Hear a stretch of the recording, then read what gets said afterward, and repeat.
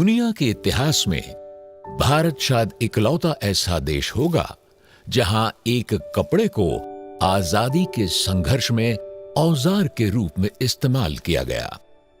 गांधी जी ने कहा था, चरखा तो बहुत छोटी चीज है ना, लेकिन चरखा शास्त्र भी बनाकर रखा है। जब तक वो चरखा शास्त्र नहीं बना था तब तक हमको पता नहीं था कि चरखा में कितनी शक्ति है। आज तो मेरे जैसा आदमी तो कह देता है कि चरखा में शक्ति इतनी बड़ी है कि हिंदुस्तान को तो आज़ादी दिला सकता है, और सारी दुनिया दे दे तो सारी दुनिया को आज़ादी दिला सकता है।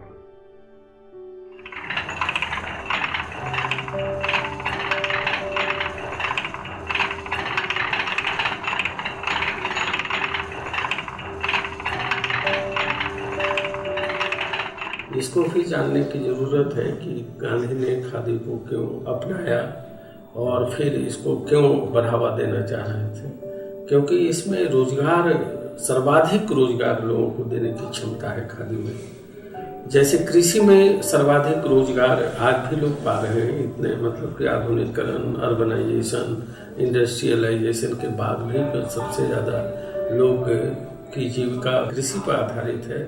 उसी तरह से खादी में बेइंतहा रोजगार की संभावना है। भोजन, कपड़ा और मकान, यही बुनियादी 3 समस्याएं हैं, और इन 3 समस्याओं में ही सबसे ज्यादा सर्वाधिक रोजगार है।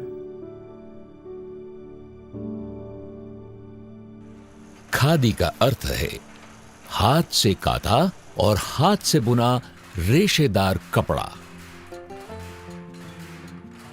देश में अमूमन कम ही लोग ये जानते हैं कि खादी सिर्फ कपास से ही नहीं, रेशम और ऊन से भी तैयार होती है, जिसे रेशमी खादी या ऊनी खादी के नाम से भी जाना जाता है।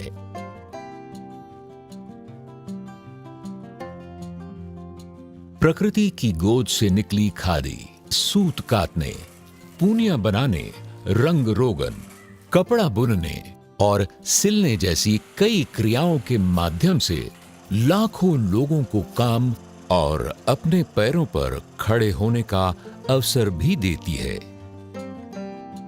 खादी एक कपड़ा मात्र नहीं है, यह मेहनत और स्वाभिमान की निशानी भी है। जंगल के शांत वातावरण से जुड़ी है रेशमी खादी की जन्मगाथा। ओस की बूंदों में डूबे हुए इन्हीं अर्जुन के पेड़ पर पलने वाले नन्हे कीड़े अपनी लार से तैयार करते हैं ये गोटीनुमा कुकून।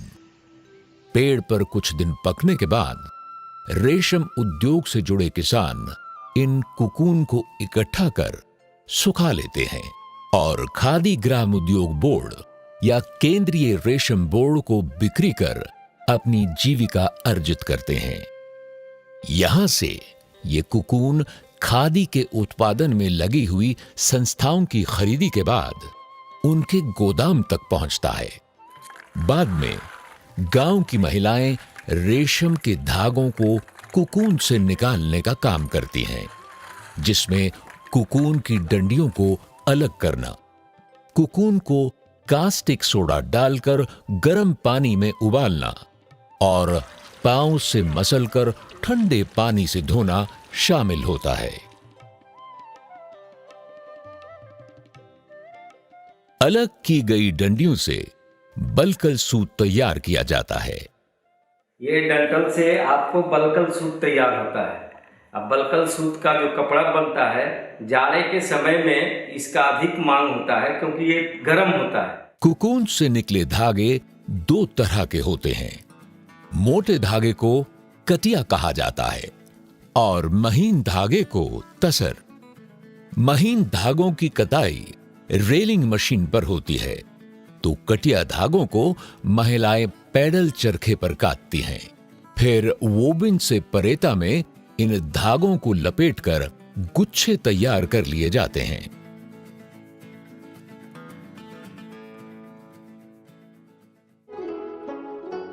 3000 साल पहले चीन में जन्मे रेशम के आविष्कार का श्रेय रेशम की देवी यानी मिथकीय पीले सम्राट की पत्नी शी लिंगशी को दिया गया है। दूसरी शताब्दी में हान राजवंश के दौर में मशहूर सिल्क रूट के आधिकारिक रूप से खुलने के बाद इसके अंतर्राष्ट्रीय व्यापार में तेजी आई। महाकवि कालिदास ने अपनी रचनाओं में चिनांशुक शब्द चीन के रेशम के लिए ही कहा है।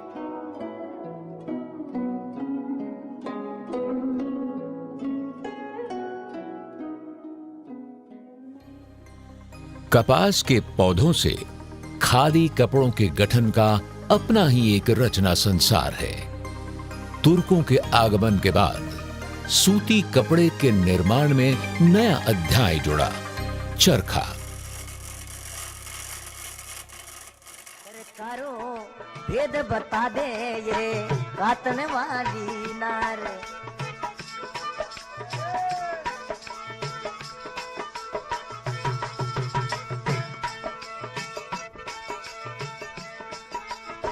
बन जायो बने। सदियों से भारत की धरा पर चरखे के लोकगीत आम जनमानस की जुबान पर रहे हैं। अरे मैं सुनियो रे ये कचूबो, विरा में सुनियो बेटी जायो बाप जी करे करो, भेद बता दे ये। इससे पहले सूत काटने का काम तकली से किया जाता था। पौधों से रुई निकालने के बाद तैयार पूनियों के बंडलों को चरखे पे लगाया जाता है। फिर इसे तकवों पर कुछ इस तरह लपेटा जाता है कि इससे महीन सूत बनाया जा सके। गांधी जी ने चरखा और खादी को बरतानी सरकार की दमनकारी नीतियों को उजागर करने का प्रतीक बनाया था। वो पेटी चरखा आज के युग में लोहे से बना 8 या 24 तकवों के चरखे में तब्दील हो गया है। सोलर चरखा भी इस नए युग की ही इजाद है। इन सूती धागों के गुच्छों को एक जगह इकट्ठा कर बीट करने के बाद बुनकर को बुनाई के लिए दे दिया जाता है। सूत की धुलाई, माड़ी और तानी करने के बाद उस धागे को बुनकर बीम में लपेट करघे पर चढ़ाता है। फिर भरनी के लिए सूत से वोविन की भराई की जाती है, जिसे शटर में लगाया जाता है और उसके साथ ही बोई और रीढ़ के छेद में धागे को पिरो भी लिया जाता है। लूम पर इस वोबिन में लपेटे हुए सूत से बुनाई की प्रक्रिया एक मेहनत भरा काम है। शटर से निकले हुए इस सूत को ही भरनी कहा जाता है, यानी बाना। इससे थान की शक्ल में कपड़े का निर्माण होता है। कपड़ा मूलतः ताना और बाना का संगम है। थान को बुनकर वजन कर उत्पादन विभाग को देता है, जिसके बदले में उसे बुनाई की मजदूरी मिलती है। कपड़े के नामकरण में जिस सूत की तानी होती है उसका नाम पहले आता है, बानी का बाद में। जैसे मालवरी, कटिया मटका है, कटिया कटिया है, गरद मालवरी है, तसर बापदा है, मटका मटका है, तसर तसर है, तसर और एक धागा जो है कॉटन है। इसमें एक धागा कटिया है, एक धागा जो है मटका है। ये तसर कटिया है, माने एक धागा जो है तसर का है और जो काला ऐसा दिखाई दे रहा है कटिया है। 100 अंक से कम यदि का कटाई होता है तो सूती खादी के रूप में जाना जाता है। 100 अंक से यदि ऊपर कटाई हो जाता है तो उसको मसलिन खादी हम कहते हैं। सूती खादी मोटा होता है, रुखरा होता है। मसलिन खादी जो होता है वह बारीक होता है। इसी तरह सूती की तानी और रेशम की भरनी से जब कपड़े तैयार होते हैं तब उन्हें वाफ्ता कहा जाता है। ये थान धुलाई और कैलेंडरिंग होने के बाद सेंट्रल स्टोर से होते हुए आउटलेट स्टोर में बिक्री के लिए पहुंच जाता है। हम अपना बना हुआ माल को इंडिया के किसी भी ऑर्गेनाइजेशन अगर मांग करती है हमारी क्वालिटी को पसंद करती है तो वो हमारे यहाँ से ले जाता है। उनको क्वालिटी को अगर हमको पसंद होता है तो उनका क्वालिटी को हम लोग भी मनाते हैं। यहाँ कस्टमर को भी हर एक तरह का कपड़ा चाहिए, कस्टमर का माल भी अलग अलग होता है। इतनी सदियों के बाद आज भी ये सूत कताई लाखों भारतीयों की जीविका का साधन है। नई तकनीक और नए कलेवर में ज्यादा से ज्यादा सूत का उत्पादन और रोजगार मुहैया कराने के उद्देश्य से सरकार चरखे पर नए नए प्रयोग कर रही है। ऐसे डिजाइन के अंबर चरखों से कताई की जा रही है जिससे हेरिटेज खादी को वाजिब दाम देकर कामगारों के हाथ मजबूत किए जा सकें। खादी आजादी के 70 साल बाद आज भी अपने गौरव गाथा से पूरी दुनिया को विस्मृत और प्रेरित कर रही है। 19वीं सदी में अंग्रेजों के हाथों पूरी तरह से तबाह कर दिए जाने से पहले तक भारतीय सूती और रेशमी कपड़ों का दुनिया में कोई सानी नहीं था।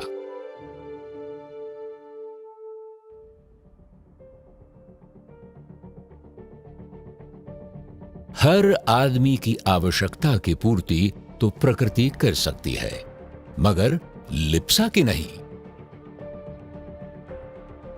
एक आम धारणा है कि तेल और कोयला प्रदूषण के सबसे बड़े कारक हैं, जबकि सच्चाई यह है कि मिल में बने कपड़े दुनिया के 5 सबसे बड़े प्रदूषकों में से एक हैं।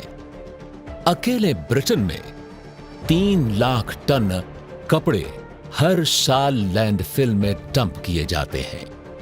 कपड़ों से धोए गए माइक्रोफाइबर नदियों और महासागर में प्लास्टिक प्रदूषण का एक बड़ा कारक बन गया है।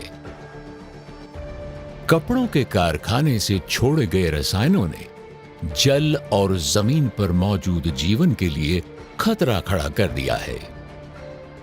आज बाजार में उपलब्ध ज्यादातर कपड़े पॉलिएस्टर, सिंथेटिक या आर्टिफिशियल धागों से बने होते हैं।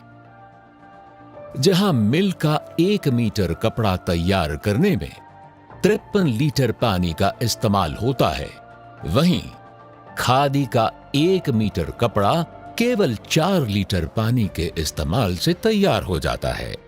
पेट्रोलियम से जो हमारे वस्त्र बन रहे हैं, बनाने की प्रक्रिया में ही क्लाइमेट को बहुत सारा नुकसान उससे पहुंचता है, क्योंकि उसके प्रदूषित जो पानी जा रहा है हमारी नदियों को बर्बाद कर रहा है, पहनने के दौरान हमारे शरीर को नुकसान पहुंचा रहे हैं। तो अभी जो जल का संकट है उसमें भी उस विचार से भी अगर हम देखते हैं तो खादी उपयोगी है और इसका बनाना ज्यादा सहज और सुगम है। खादी का उत्पादन पर्यावरण के अनुकूल है, क्योंकि यह तो ना बिजली पर निर्भर करता है और ना ही आबो हवा में कोई जहर घोलता है। जहां मिल में बने कपड़े भाग दौड़ भरे बेचैन समाज की पहचान है, वहीं इको फ्रेंडली खादी एक एहसास है, शांति और सुकून का। खादी जैसे मुफीद कपड़े का लक्ष्य स्वस्थ और विषमुक्त जीवन शैली को बढ़ावा देना है। खादी का कपड़ा पहनिए, कोई स्किन डिजीज नहीं होगा। नौजवान वर्ग है खास करके जो डिजीज से, स्किन डिजीज से जो परेशान रहता है, डॉक्टर के सलाह को मानते हुए खादी जो है खरीदता है। और प्योर तसर का पहचान है कि जितने पुराना कपड़ा होंगे धोते जाएंगे तो उसकी चमक बढ़ती जाती है। इसलिए खादी के बारे में कहा जाता है कि खादी को एक बार जो अपनाता है वो जीवन भर उसको छोड़ता नहीं।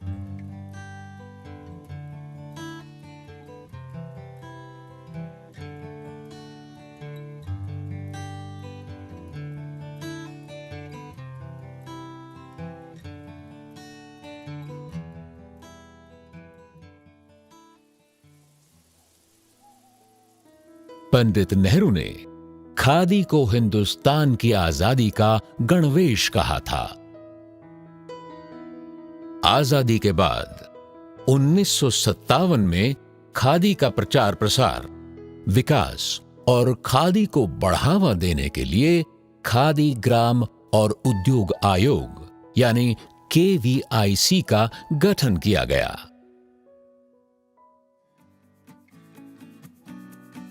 बदलते समय में जब फैशन, स्टाइल और ट्रेंड चरम पर है, तब लुक को बेहतर बनाने और खादी को यंग इंडिया की पसंद के अनुसार ढालने के लिए खादी इंडिया ने निजी उत्पादकों के साथ हाथ मिलाया है। ऑन द एज पर रहने वाले युवाओं के लिए बाजार में नवीन किस्म की फैब्रिक डिजाइन के साथ नए आउटफिट की पेशकश की जा रही है। नए रंग, पैटर्न और बनावट के साथ कॉस्ट इफेक्टिव और यूजर फ्रेंडली खादी अब फैशन में शुमार होती है। आज फैशन सर्कल में खादी इंडिया की ब्रांडिंग इसकी मिसाल है। नौजवान वर्ग खादी की ओर प्रेरित होकर के खादी खरीदना शुरू कर दिया। और नौजवान वर्ग कहता है कि जो खादी पहले होता था, जो कि ओल्ड एज के लोग पहनते थे, वैसा आप खादी नहीं देखते हैं। नए डिजाइन फैशन के हिसाब से अभी खादी को उतारा जा रहा है। पूरी तरह हाथों से बनी और जैविक रंगों से सजी खादी हर मौसम के लिए आरामदायक, टिकाऊ व आकर्षक है। आजादी के पहले जो खादी फॉर नेशन, आजादी के बाद खादी फॉर फैशन, अगर इसको हम बढ़ावा देते हैं तो वो भी गांव गरीब सामान्य व्यक्ति के आर्थिक जीवन में बदलाव लाने की एक ताकत रखता है। इन बातों के साथ हमें यह भी देखना होगा कि हम खादी को अपनी रोजमर्रा की जिंदगी का हिस्सा बनाएं। इस मुहिम को अगर हर भारतीय की आवाज मिल जाए तो ये कारवां देश में एक नई क्रांति का बिगुल बजा सकता है।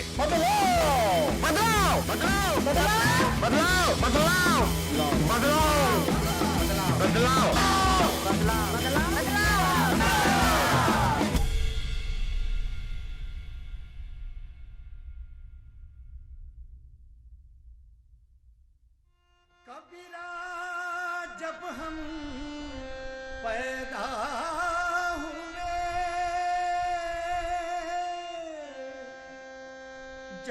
खादी का अतीत यदि कबीर के चरखे पर गाती इस देश की संस्कृति में झलकता है, तो खादी का भविष्य हमारे स्वरोजगार के प्रयासों और प्राकृतिक संसाधनों की रक्षा हेतु हमारी प्रतिबद्धता पर टिका है।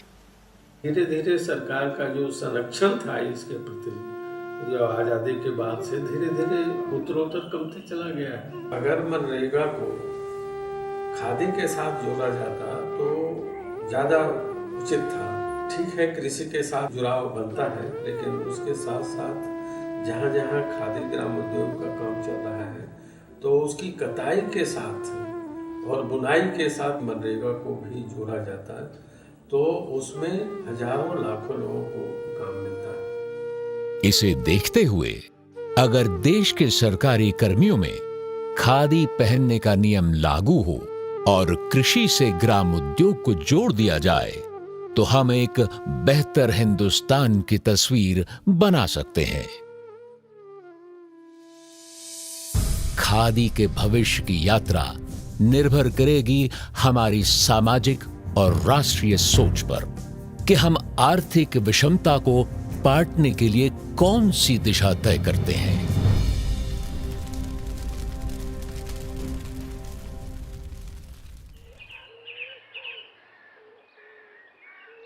भारत गांव और छोटे छोटे कस्बों का देश है।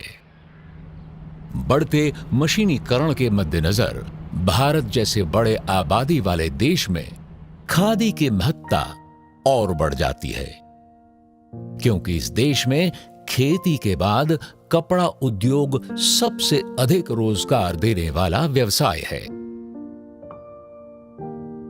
खादी के रूप में आत्मनिर्भर समाज बनाने का एक बहुत सरल रास्ता हमारे सामने है। जहां पश्चिम हमारी आध्यात्मिकता से प्रभावित है, वहीं खादी की अहमियत और सुधारवादी असर से अनजान हमारी युवा पीढ़ी उनकी चमक दमक से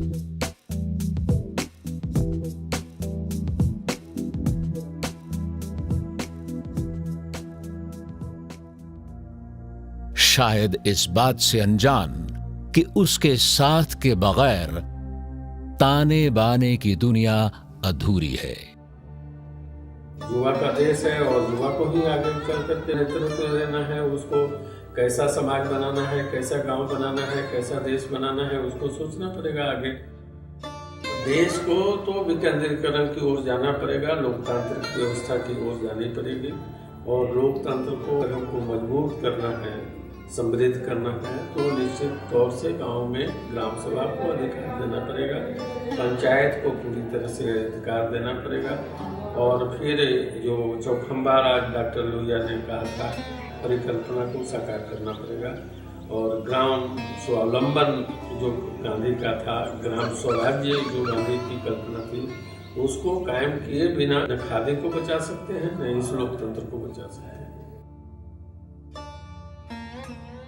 भारत को सोने की चिड़िया बनाने में मलाबार के मसाले, सूती और रेशमी उद्योगों ने अपनी अहम भूमिका निभाई थी। अगर प्राचीन भारत विश्व का सबसे बड़ा वस्त्र निर्यातक देश था, तो उसके इस खोए हुए गौरव की पुनः प्रतिष्ठा सभी भारतीयों का कर्तव्य है। खादी जितना बढ़ेगी, भारत का विकास उतनी ही तेजी से होगा। एक उम्दा लिबास एक उम्दा सोच की पहचान है।